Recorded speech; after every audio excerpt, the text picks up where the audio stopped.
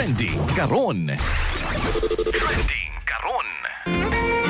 Libod suroy nga lalaki gitabangag kulatas may barangay Lahug. Si katropang Philip Sirojano sa detalye.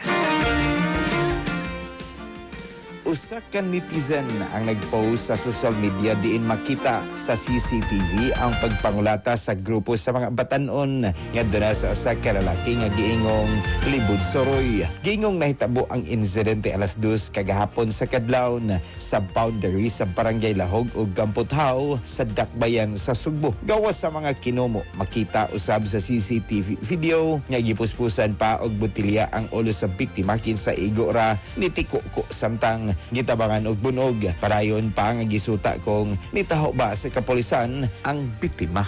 Para sa itong mga katropa nga mga kalalakinan, kinsa na problema na sila lawas ng kalipay. Karon mga katropa, di na ka na ang ikabalaga. Gumikan kay ang Turbo Dietary Food Supplement for Men, mapalit na kinisa yung mga suging butika. Kay sa Turbo, wagas ang lakas. Alang sa nagiusang Pilipino para sa Pilipinas, kini certified turbo user katropang Philip Sirojano, XFM News. Kasikas Express Balita.